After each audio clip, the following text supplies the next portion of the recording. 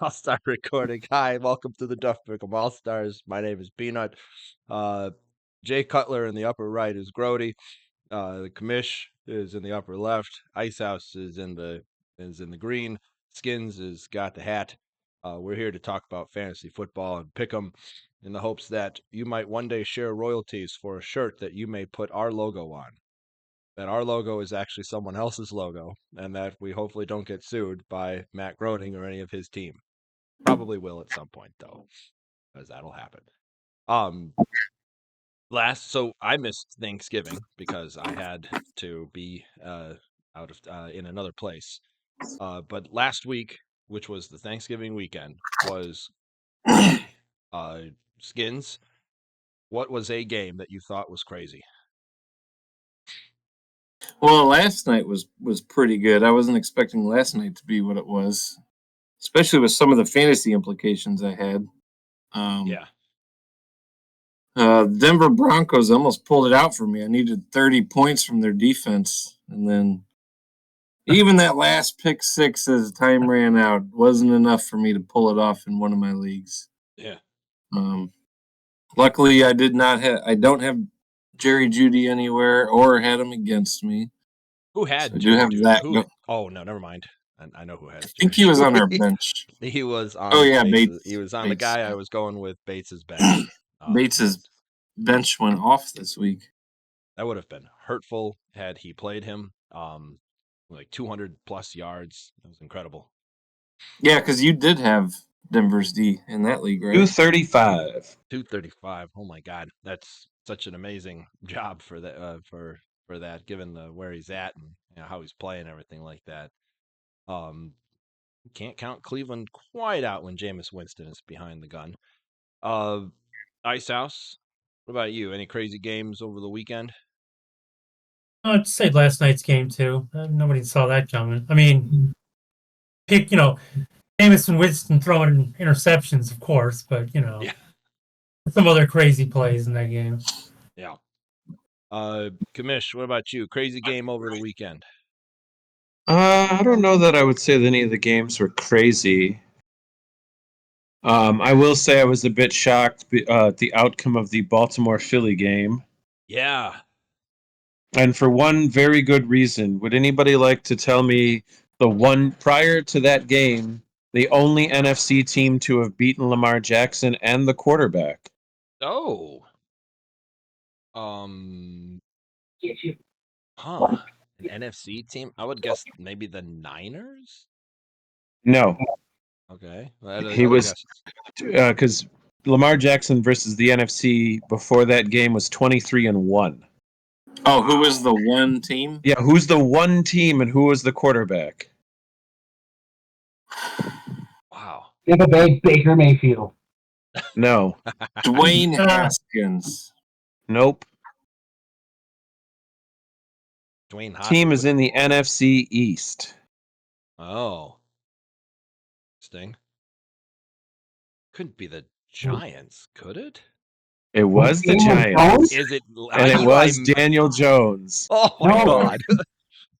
Oh, that man is incredible. That's Up classic. until Jalen Hurts and the Philadelphia Eagles, Daniel Jones and the New York Giants were the only NFC team to beat Lamar Jackson during the regular season. Wow. Although I guess in total, because he's never been to the Super Bowl, but Yeah. Holy crap.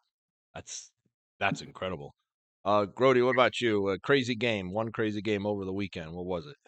Obviously, it was definitely last night's fucking game. It was awesome. Yeah. It was. Probably one of the best games of the week. I think obviously craziness was, definitely all the fucking other, just that game, last night's game. yeah, I suppose in terms of just overall craziness of a game, I'd say Buffalo, San Francisco because of the snow. Yes. Yes. Yeah. Another one off the radar, though, is the Colts and Patriots. Colts scored a touchdown with about 10 seconds left and went for the 2 to win versus the extra point to tie. And they did end up hitting that for the W. We got out here. That's why I got screwed in Pick'em, because had they just gone to overtime and won by a field goal.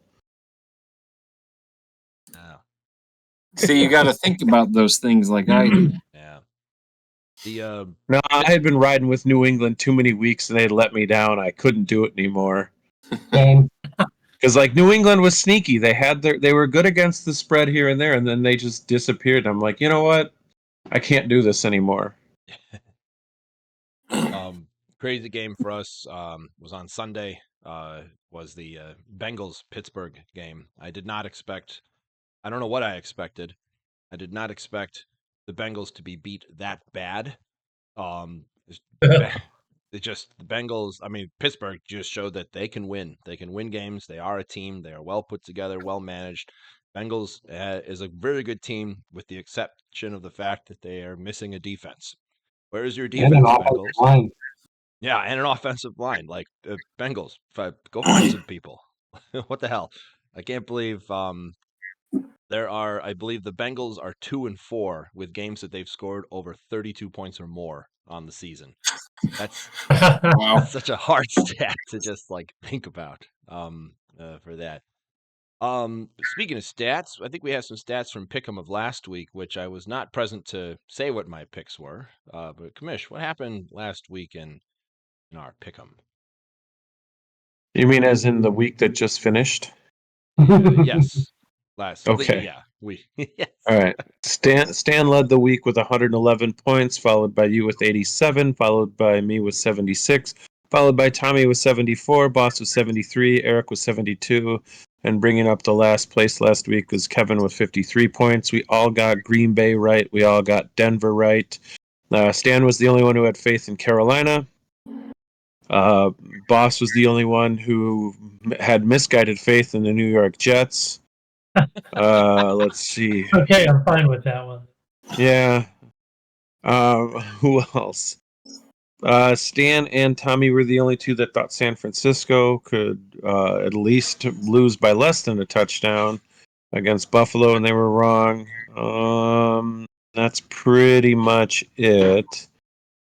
Well, I guess, Mac Jones apparently taking over for Trevor Lawrence gave Stan and John the Jacksonville win. Yeah.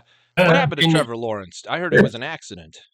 He got knocked out. I don't know if it was an accident. The guy, as he was sliding, collided right with his face Oh, it's that one. and That knocked him was out of the game. what people are And that reporting is guy's the been dirtiest hit in suspended the for NFL. 3 games. Oh, good. Yeah, he I had. would say also, yeah, Tommy and Boss were the only two to select Philadelphia.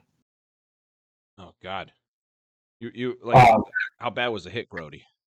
He had a brace on his arm, and he led with that, and just like fucking laid him out, and like you could see Trevor Lawrence on the ground, like out cold. Oh shit. I hope you're doing all right, Trevor Lawrence. It's a rough season. That team is. Whew. But hey, It's a good thing he listened to our show. Yeah, yeah. We'll send some. We'll send a hat to your hospital bed somewhere. But overall on the season, Eric remains in first place with 929 points, followed by me with 868, followed by Tommy with 830, Stan with 822, Kevin with 808, Boss with 759, clinging to a 6-point lead over Mr. Dead Last JV at 753. Well, watch out, boss. I'm catching up to you. Right.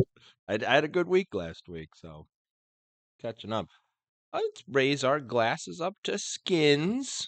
Way to go, Skinnnns! Excellent work on the season for this. You have the first game. Unfortunately, it is very unfortunate for Skinnnns in a week that he is first that he cannot have one of his 2 games about the Washington Commanders as they are on bye, along with 5 other teams. But he has chosen. Now, actually, I want to say this exactly how he gave it to me in text, which is lion emoji versus poop emoji, which is, I believe, the Lions versus the Green Bay Packers. So, Skinnnns, what do you know about this game? Well, these two teams, looking at their rushing yards, passing yards for and or against, they're all pretty similar. Total yards per game, Green Bay's 3rd, Lions are 2nd in the league.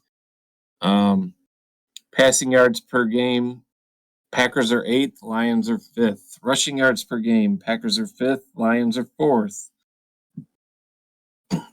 Excuse me. So slight edge to Lions across the board for that offense. And then defense, passing yards per game. The Lions are 25th and the Packers are 17th. Interesting. Rushing yards against, the Lions are 5th, Packers are 8th. And then they're both middle of the pack for getting sacks. And then Middle of the points pack. against per game, the Lions are 2nd in the league. And Packers are 9th in points against per game. So they, in a lot of the big overall counting stats, it is fairly close, which is why you can see that it's a what is it, 3.5 now? Yeah. 3.5 point spread.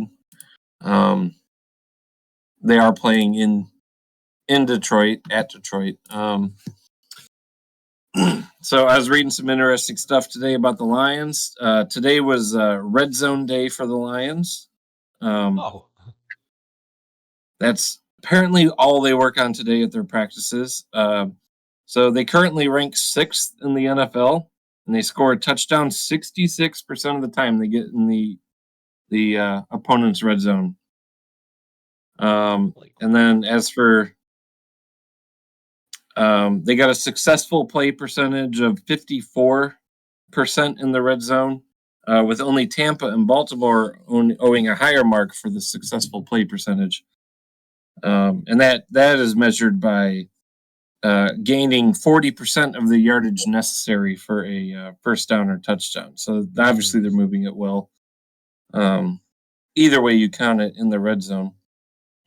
But there's been a couple times, including last week, where they were not good in the red zone. They lost to Tampa, where they were 1-7, and then last week their win over Chicago was close in the end because their offense didn't win a lot of those red zones, including a turnover inside the 5. So really, it depends. Green Bay's got a decent D. Where they sit, we'll see. But the Packers are, their defense is 20th in red zone. So I don't see this being, this is, I'm not sure where you can make of this because this is a division game. And I don't know where the Bears rank in red zone defense, but the Packers being 20th, I could go either way. I'm not sure what to take from that one. But the Lions did sign All-Pro safety Jamal Adams to the practice squad this weekend. They've been dealing with a lot of injuries on their defense, mainly because they have played. This will be their 4th game since November 17th. Oh, wow, really? So we're on the 3rd, so we're looking at about 17. This is about their 4th game in 17 days. So that's about a game every 4.5 days, 4 to 5 days. But the Packers are actually on that similar schedule. I don't have the exact numbers, but I know the Packers have played a lot of games in their last 4 weeks as well. It's very close between these two. To top that off, Josh Jacobs has 49 touches the past 2 games. Oh, no kidding. Not to mention his last 4. He carried 26 times against San Francisco, and then 4 days later he carried 19 and caught 4 passes against Miami. So this will be the Packers' 3rd game in 12 days. So that's a game every 4 days as well for them. So heavy workload, yes, for Josh Jacobs. Nothing he's not used to. He did that on the regular, that many touches when he was with the Raiders. I was reading Matt LaFleur. He keeps in touch with Jacobs with his reps at practice every day. He does a good job communicating with them and says, "Where are you at?" Jacobs, tells him. Although Jacobs, being the stalwart he is, says, I don't believe in the less is more strategy. I need all the reps I can get, and I'll take them.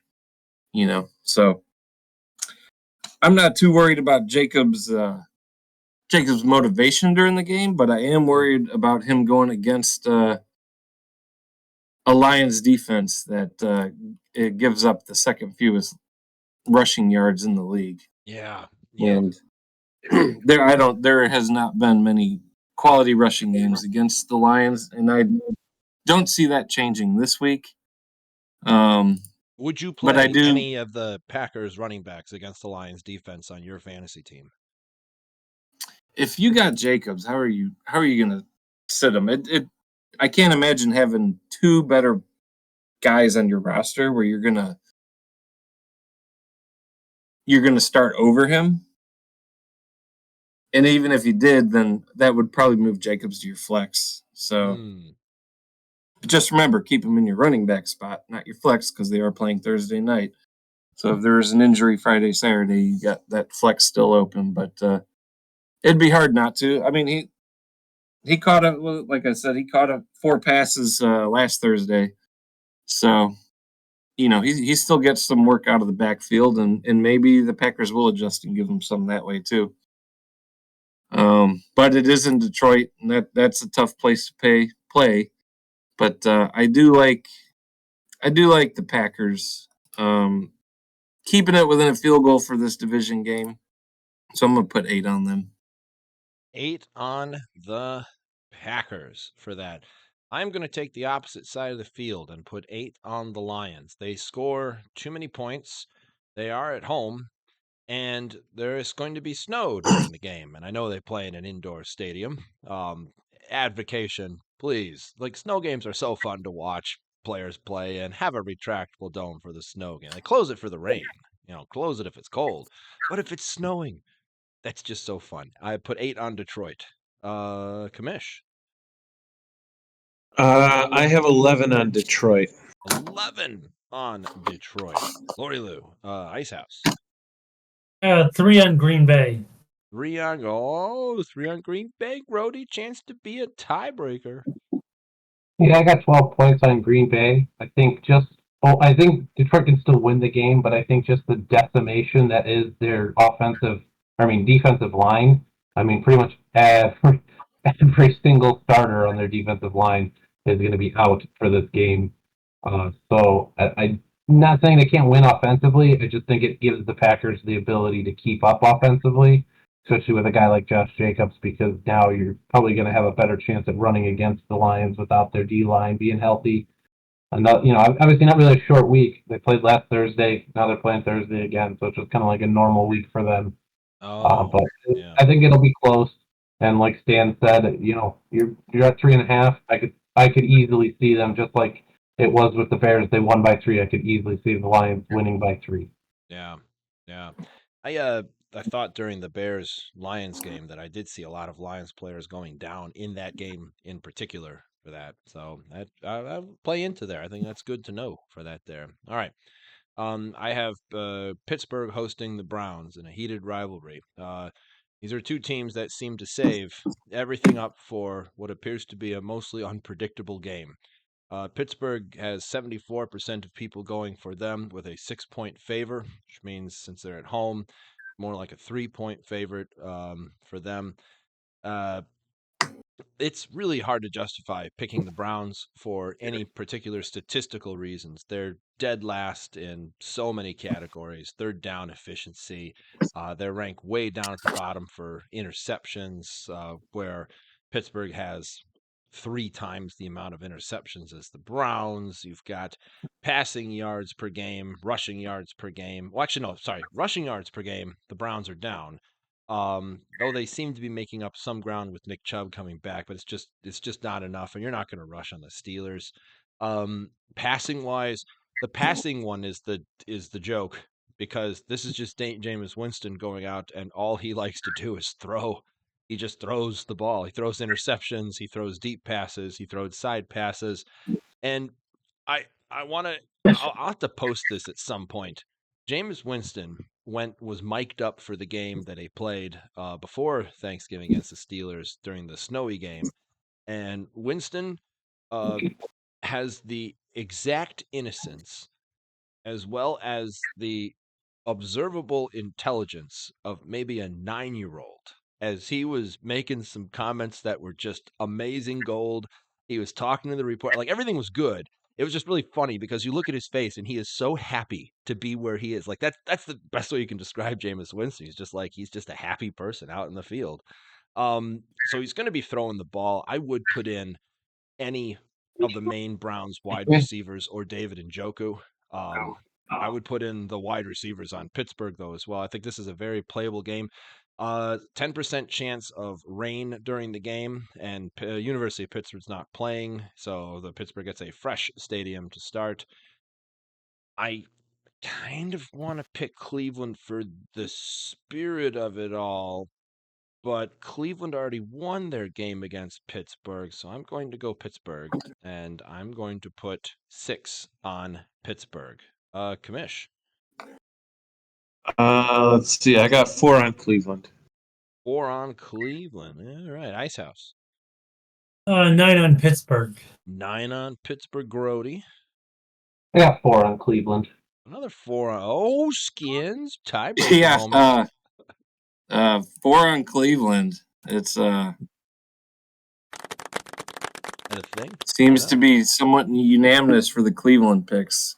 I think it's just a game that anything can happen, and I don't want to. I don't have a strong lean either way. There's just too much that can happen with these two teams. Yeah, this is in some ways an unpredictable game because seems to be two teams. This is like the Ohio State Michigan game where it's like it seems like they save up all of their energy for this one game, and you just don't know what exactly is going to happen. But they always seem to go 1-1 on the season as of late, so that would be my choice for that. Well, let's go down to Commish.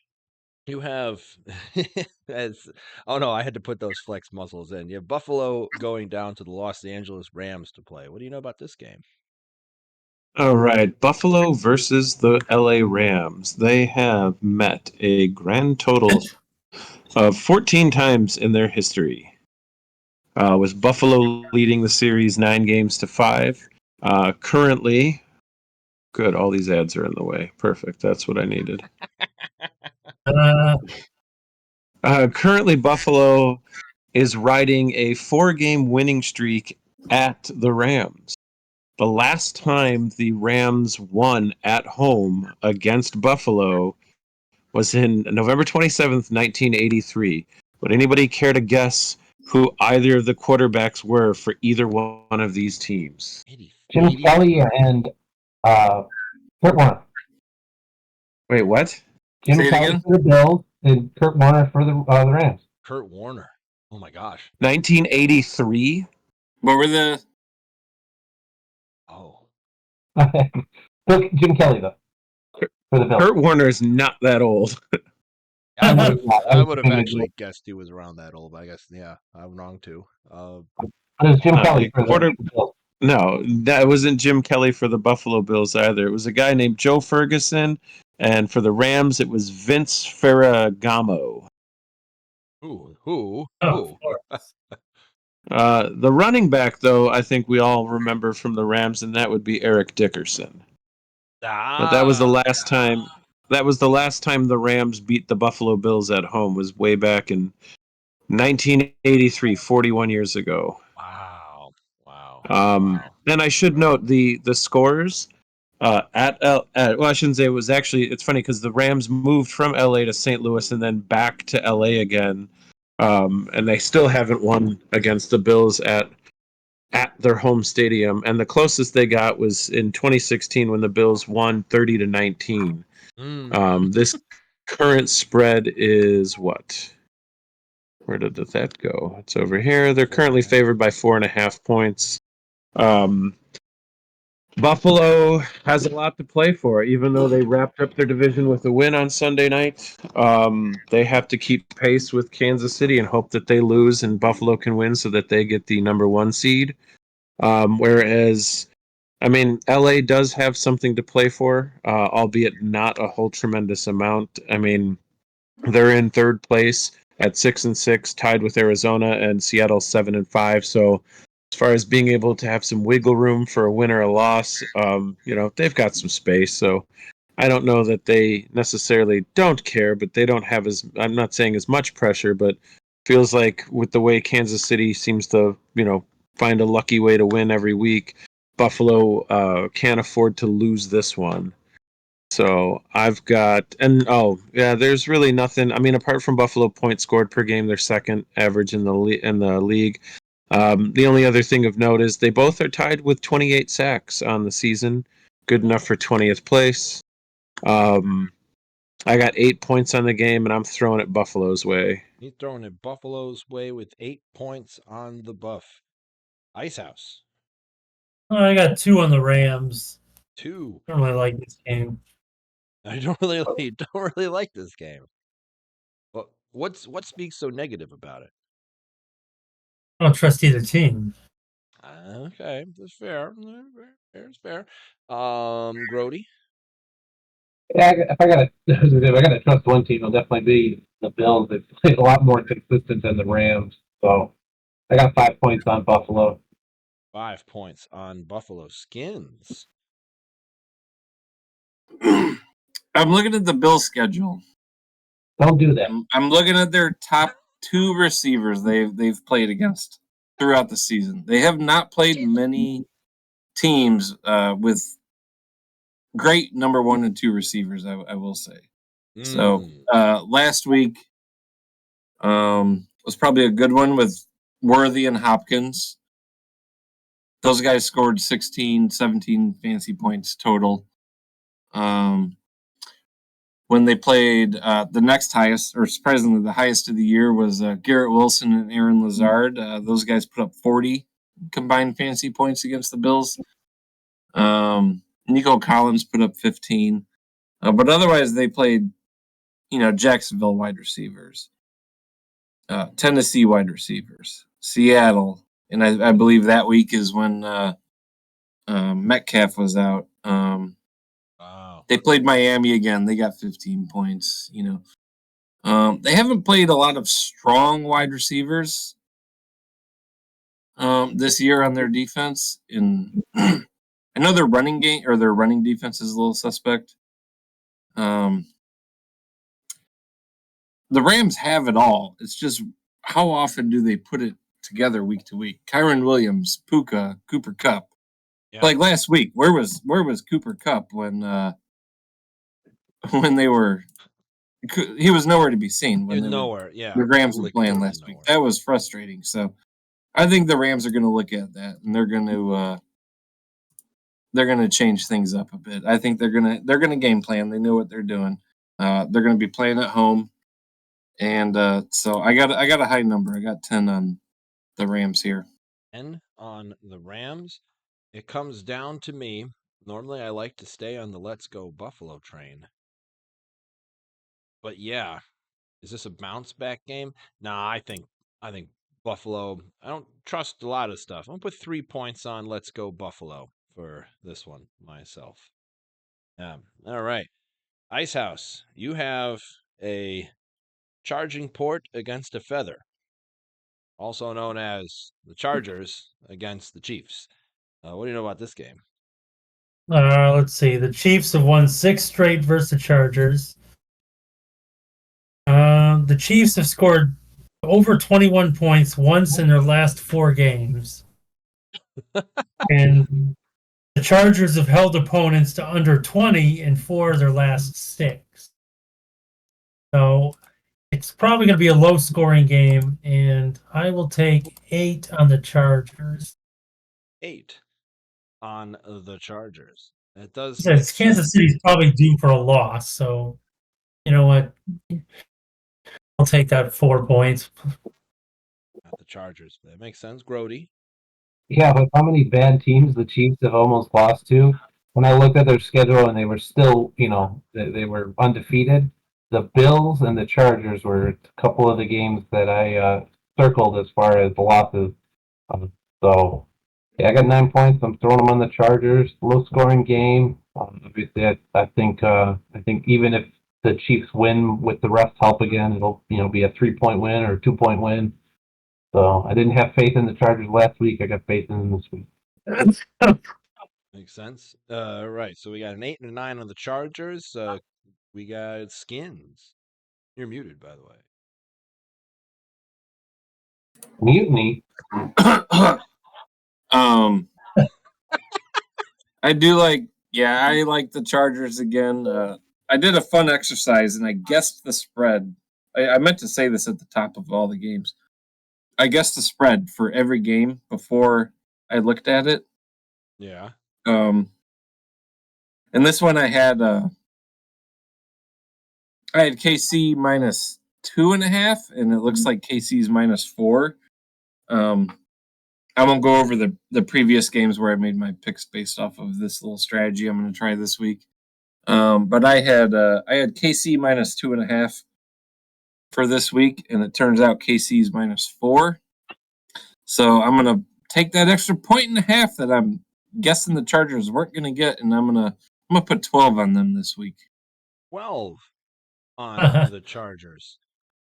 The Chiefs. So I'm looking at the Chargers depth chart. J.K. Dobbins out for a long time. Lad McConkey questionable to return for the next game. They do have a lot of other wide receivers, and they have the Gus Bus, who ran out of gas the last game. Yeah, they really do have Taylor Heineke on that team. And plus, one of my favorite tight ends, because the fantasy footballers just love to say his name, Big Montana, Will Disley. Whenever they play him, there's this like honky tonk song, country like style song that plays in the back, and they're all like, "Yeah, get up here." The Chiefs are under 5-point favorites, though. That just smells so Chiefy. Everyone's going Chargers, and I want to go big in this game. Do I really trust the Chiefs enough to win this game? No, I don't. I'm going to go 10 points on the Chargers. Good lordy Lou. Yeah, right. Commish, chance to be a contrarian. Why is everybody taking the Chargers? Everyone has taken the Chargers so far. 8, 9, 10, and 12. Who do I have? Oh, it's a Sunday night game. I got 10 points on Kansas City. Oh, the contrarian move. Amazing. All right. Well, Monday night or Sunday night favorites are 9 and 4 on the season against the spread. Currently on a 3-game winning streak. Oh, there is reason. Well, I like it. Yeah. I like it. All right, that's Icehouse. The same thing with Detroit on Thursday at 9 and 15, 9 and 6 on the season. That makes sense. Yeah. Groady, you have the 49ers hosting the Bears with the new head coach, Mr. Thomas. What do you know? Yeah. So if I had joined last week, the one stat I don't know if anybody knew this, but Gene was the one who was telling me about this, and I knew it as well. That up until that game, the Bears against the Lions were undefeated on Thanksgiving. So that was actually their first loss. But nevertheless, onto this game, onto San Francisco, which on Friday Matt Eberflus thought he would be coaching against them. Not anymore. Yeah. Unfortunately for him, I hate to see it, but hey, not calling a timeout and get 32 seconds left is the boneheaded move, because you could have called a timeout, got your kicking team ready, ran one play, and then rushed them on the field to at least tie the game. So. Yeah. Is it just me, or is he just been very passive as a coach? Like, not like it doesn't always look like he's psyching up his players. Like, or is that just me? Yeah, it's year 3, and he's making like year 1 coaching mistakes. So I mean, you're never gonna learn from those. Like you unfortunately got to move on. Sucks they have to do it mid-season, because obviously you got a rookie quarterback that you've got to hope can continue to grow, and then potentially might end up with a new offensive coordinator next year, as well as a new or a new head coach and new OC. Or hopefully, if they do a new head coach, it is the OC as well. That's my hope, but. Obviously, Thomas Brown has got a chance for the next 5 games to prove that they keep him. And then he brings in other people, hopefully, to maybe improve other things. I think that would be great. But San Francisco, there's lost Christian McCaffrey, there's lost Jordan Mason. Ayuk out. I know Trent Williams was out because of an unfortunate event. But football is football, but life is life. Going home after getting demolished by the Bills. I don't think it's gonna. I think it's good for them in a sense to be home and playing a team like the Bears, but I think with the firing of the coach, I know it only moved it a point and a half, but I think with the new head coach in there and him having another week with Caleb to instill his offensive scheme that seems to be working. I mean, obviously, still traditional in the way in the sense that Bears start slow, but then the second half comes and it's like they're a completely different team, and I like it. Caleb Williams now has beat C.J. Stroud's record for passing attempts without a interception as a rookie. So hopefully that can continue this week against San Francisco. Because if it does, they'll probably end up winning this game. I mean, It was Kyler Murray's record from 2019. No, C.J. Stroud beat that. Not to the graphic they showed during the game. Which is weird because the graphic I saw after the game had C.J. Stroud that he beat it as the rookie last year. I don't know. Either way, he's got the record. He's already setting Bears. Yeah, he's already setting Bears, rookie records as a QB. He's already, put himself in a position that, they drafted the right guy. I mean, he's got that, thing about him. He's got that quarterback, swagger in a sense to say. And do you think he's franchisable? Yeah. I think the success continues, and I think they finally get over this losing streak and get a win against the banged up San Francisco team, albeit. But hopefully this team comes out on fire because they got a new head coach in a sense, and they win. I got a lot of faith in them to definitely cover that spread at 4. I got 10 points on them. I think even if they somehow lose this game, they lose by a field goal. So yeah. Yep. All right. So 10 points on Chicago, and then it goes up to Skinnnns. So I'm going to go with my theme for each of these picks. I had San Francisco favored by 1.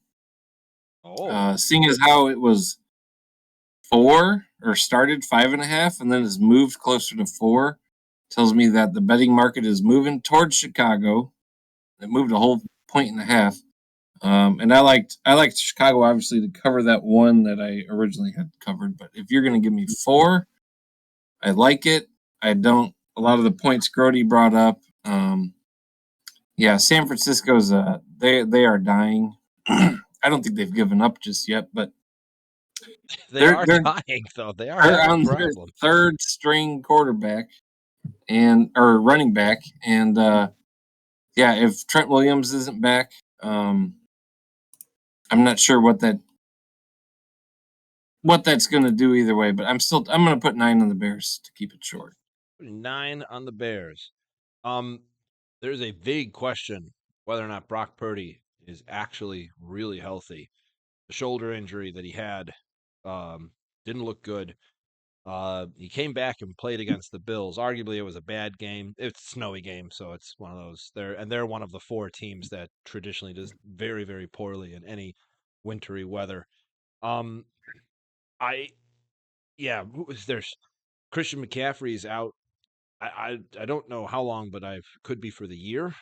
Then they've got other running back, was it Jordan Mason, out till at least week 18, from what they said. I don't think I can pick the 49ers on this one, but it is hard to pick the Bears in some ways just because of all the change that's happening. I'm going to do it.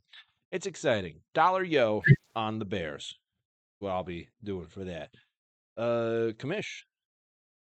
Oh, they put not Purdy. They put McCaffrey on IR, so he's out at least 4 more weeks. Okay. If not the rest of the season. Also IR. Who is? Mason is also IR. Yeah. So it's the Garendo show. Right, and not to say that he can't tear up the Bears' terrible run defense, but if Brock Purdy can't go, I don't have much faith in San Francisco's offense, and I think if Bosa's still out on defense and the Bears' offense continues to play well under Thomas Brown, I don't see this game being more than 4 points. So I've got Chicago for 9. Chicago 4-9. Icehouse chance to be a contrarian. Now I got Bears for 10. I got a good feeling here. Landslide victory. He doesn't just have a good feeling. He's got a feeling. What he's got. I heard that. All right. We go to raise our glasses again for Skinnnns. Skinnnns, congratulations again on your amazing victory last week. You're going to talk about, and I want to make sure I get the emojis right. By the way, like Skinnnns text everything in emojis, so I had to respond with a bunch of emojis. It was hard to do the Steelers. I just put a building saying that's made of steel, probably. I could have put a boat or something like that. Skinnnns has the Cincinnati Bengals going to visit Jerry Jones and what hopes to be a roof over the stadium and the Dallas Cowboys. What do you know about this game, Skinnnns? Oh, let's talk about how bad the Cowboys have been at home first. We don't need to talk about it because everyone knows they're terrible at home. They have played a couple decent games lately with Cooper Rush as their quarterback. And they finally, I believe it was their first home win of the season against the Giants last week, 27-20. Oh, God, that's terrible. Sadly, they finally beat Washington this year. Yeah, sorry about that. Just 2 weeks before that. But on top of that, you got the Bengals scoring out the wazoo. They've scored 20, 41, 34, 27, and 38 their last 4 games. Unfortunately, their defense for 3 out of those 4 games gave up more points than all of that. So the Bengals have no problem putting up points. It's just what can their defense do? The good thing is the Cowboys are tied with points against per game with the Bengals. But points scored first game, the Cowboys are 21st versus the Bengals being 5th. So, rushing yards against per game, they both suck. Cowboys are 31st. Bengals are 22nd. Passing yards against per game, that's where the Bengals give up more than the Cowboys do. Cowboys are middle of the pack, and the Bengals are down in the 27th.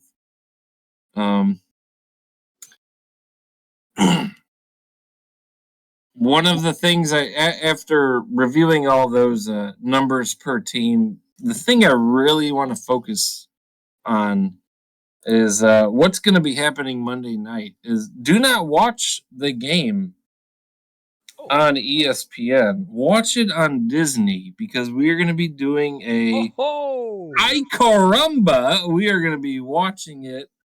They are going to be placing Simpsons characters over all the players on the game. Every snap, every pass, every touchdown will be real time and animated broadcast set in the Simpsons universe. Oh, that's awesome.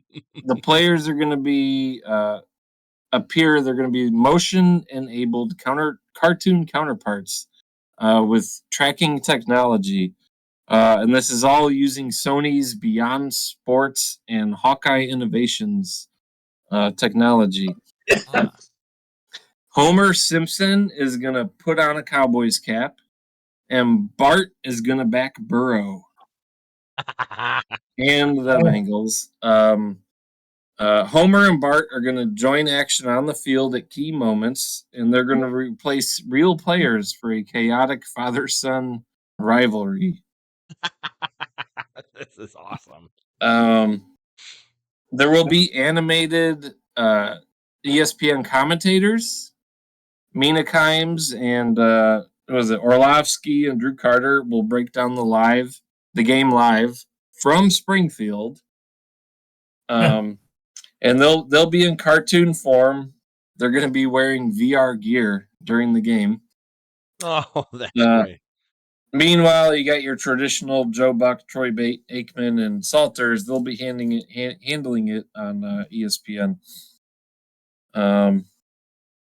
And then if you still want the Peyton and Eli stuff, you got that on ESPN too. Well, So this isn't just the usual like Nickelodeon overlay. There's going to be a lot more stuff incorporated on the field during the game while these players, because they're going to be using the what was that called? The NFL, not the StatCast, the in-game analytics, the tracking stuff they have on the players. So that's what a lot of the stuff they're going to be using to put these cartoon overlays on these people. So there's going to be other regulars like Krusty, Mo, and Millhouse will take their sides. Marge and Lisa are going to interview players. And Maggie is going to pilot the Skycam. And you can even find Ralph Wiggum on the sidelines, presumably to keep the streakers off of the field. Yeah, what are they going to do when a streaker comes on the field? Oh my gosh. If you want to know whose side all those characters are going to be on, for the Bengals, we got Lisa, Millhouse, and Ralph. Oh, okay. Not a strong cast I would want in my rooting side. And for the Cowboys, you got Carl, Barney, and Mo. The bar guys. So we got the bar guys versus all the youngsters. Oh, this is gonna be the losers. Yeah. So give me the sober Bengals over the drunkard Cowboys. And I'm gonna end this week. Since Washington's on a bye, it's on the Bengals. Oh, he put max points. He put max 13 points on the Bengals. Excuse me, on Bart and the kids squad. I like that. I like that so much. I have to also put 12 points on Bart Simpson. I just text messaged everybody that right now in my own fantasy groups. I had no idea about that. That's awesome, Skins. I will be watching that on Disney because that's just amazing. I can't wait to see what they can do with that. Commish. Oh, I got 5 points on the Bengals. It's Monday night, and I believe what is Monday night in Pick'em so far this season. Favorites are 11-5 on the season, and they're also riding a 3-game win streak. This is a winnable game for the Bengals. This is a perfectly winnable game. How can they screw this up? Icehouse. Yeah, I got 6 on the Bengals. I mean, if they can't get this one done, come on, man. Yeah, come on, man. Yeah, come on, man. Groady, chance to be contrarian. I will be, because Dallas' defense has played a lot better since they got Micah Parsons back. So I got 6 points on Dallas. They may not win, but they could at least cover the 5.5. So. Classy. Very classy. I like that. All right. Time for some. Oh, I didn't put 12 points. I got to actually select the Bengals. I almost pulled a bad thing there. Time for quick picks. A little bit of quick picks. Quick picks. Skins, you've got Tennessee hosting Jacksonville. All right. I had Tennessee at 4.5, actually, and then it has since moved 3.5. But either way, I did like Jacksonville to cover. I think there will be a little bit of a. Hopefully, Mac Jones, he put some points up last week after Lawrence went out. Hopefully, he can keep it going. And I'll take them 3.5. 3.5. 5 points. Oh, sorry. 5 points. 5 points for Jax. 5 points on the Jags. Sympathy pick for Trevor Lawrence. Yeah, no kidding. And the rest of the team, God, Jacksonville, you have so many people on IR and so many Qs. So max points on Miles Jack. Commish. I got 12 points on Jacksonville. Whoa, his faith in Miles Jack. I like that. No, it's the second lowest spread. Oh, I see. You got me excited there, second Joe. Come on. I make my choice without reason. You actually have reason, and makes sense. Also a noon game. Yeah. Noon games have been not good for the favorites on the season. Yeah, like the strats. I do like the strats. Icehouse. 7 points on Tennessee. 7 points, Tennessee. And Groady. 11 points, Tennessee. 11 points on Tennessee. A little bit of a split. I've got Miami hosting the Jets. Sorry, Jets. I wonder who Aaron Rodgers is going to fire this week. Maybe the special teams coordinator. 4 points on the Dolphins. Commish. Let's see. I got. Go back to that page. Miami. I got 3 points on the Dolphins. 3 points on the Dolphins. Icehouse.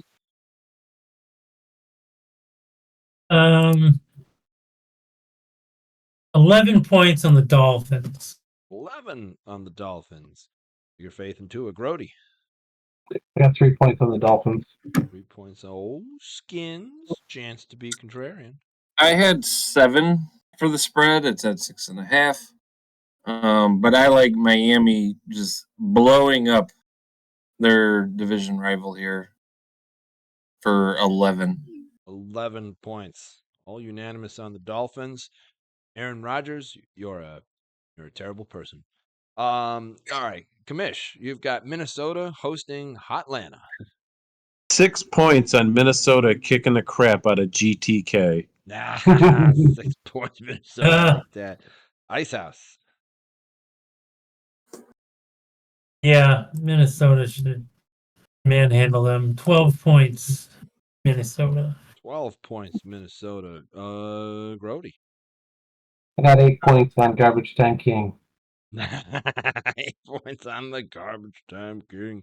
I like that. Skinnnns. For the record, I had this game Minnesota minus 3.5. It looks like Atlanta's getting 5 instead. But yeah, I was leaning GTK. He's going to come back from his 4 interception game. And throw 6. Go back to his home stadium. Yeah, it was between 6 and 7, so we're going to do 6. That's not his home stadium. That's not the first team that drafted him. One of his old home stadiums. You got 6 on the GTK. 6 for a pick 6, but still covering. 6 for a pick 6, but still covering. Yeah, I'm gonna be a weak contrarian. I'm gonna pick Atlanta for a single point. You're the tiebreaker. You're not a contrarian. Yeah, Two people picked GTK. 2 people picked Minnesota. You're the tiebreak, JB. Oh, never mind. Yeah, never mind. I am the tiebreaker. I am not understanding my words correctly here. Yes, thank you. You have Icehouse. You are picking. I'm even more impressed that I took Minnesota. You did no. You did, right? Wait, who's is GDK? Is Kirk Cousins? Yeah, he's on Atlanta. He was on Minnesota. Yes. Welcome to 2024 football, John. I gotcha. Welcome to this season where Kirk Cousins and the Atlanta Falcons are 6-6. Oh man! Oh, come on, guys! I know football. That's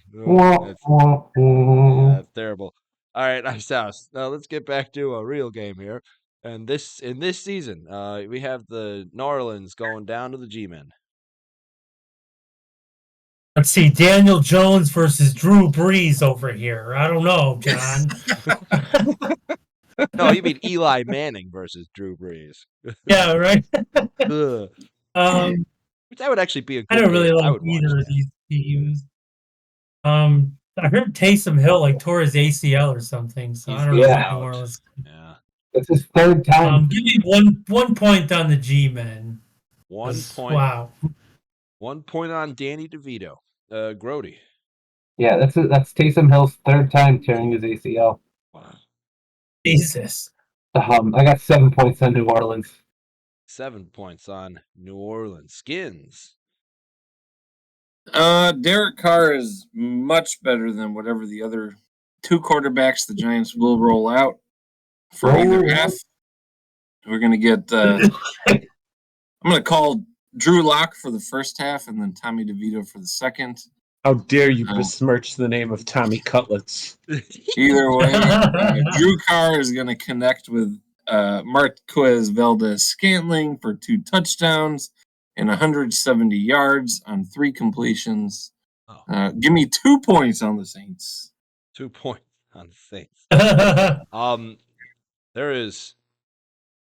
There is not many reasons to pick the Giants. I'm also going 2 points on the Saints, and then Commish. I got 7, and you know what? What is this? No, I'm keeping it on the Giants. He's keeping it on the Giants. New Orleans is such a crap up and down team. They are. They really are. Yeah. This could be one of those Agreed. really fun games that like it could just be like neither of these teams really playing for anything, and it just like they may just air it out like defense, schmefense. Groady, you have Philly hosting Carolina. Philadelphia for 1 point. Philadelphia for 1 point. Skinns. Okay, Carolina for 3. Carolina for 3. Ooh, that's a big point total. I've got to support what is currently a majority of my fantasy football real team, which is mostly Philly. So I'm gonna go 5 points on Philly. Commish. Yeah, I have 1 point on Philadelphia. 1 point on Philly. Icehouse. 4 points on Carolina. 4 points on the Martins. Think something's up with Carolina. They got a feeling. Back up to the top, Skinns. You have Baker Mayfield hosting Las Vegas.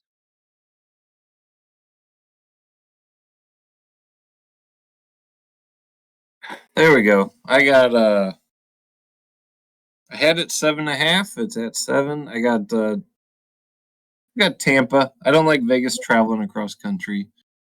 Tampa had a loss. They're ready to go. They in Las Vegas had a loss and they're ready to go home. So, yep, give me Tampa. How many points? 4-7. 7 points on Tampa. I like Baker Mayfield at home. Their running backs are really coming together. I was going to 9 points on Tampa. Commish.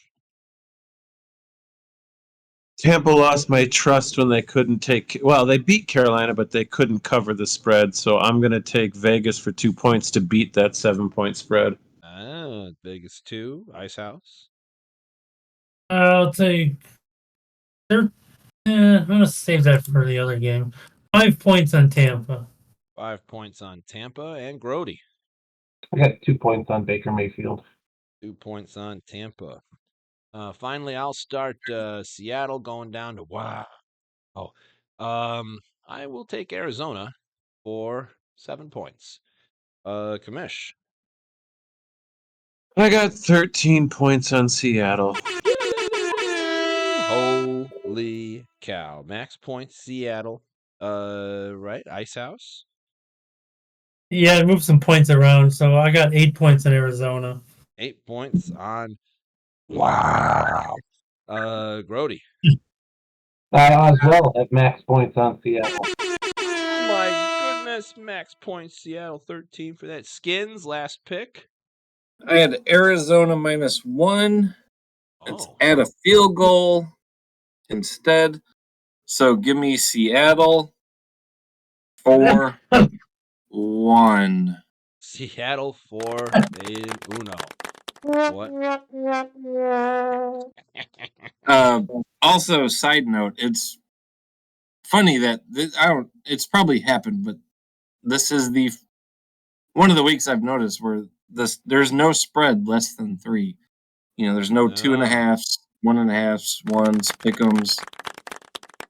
Yeah. This is If the spreads hold, Stan, I saw that I was made a note of that earlier today. Yeah, this will be the lowest 0 to 3 point spreads since week 10 when there was 3.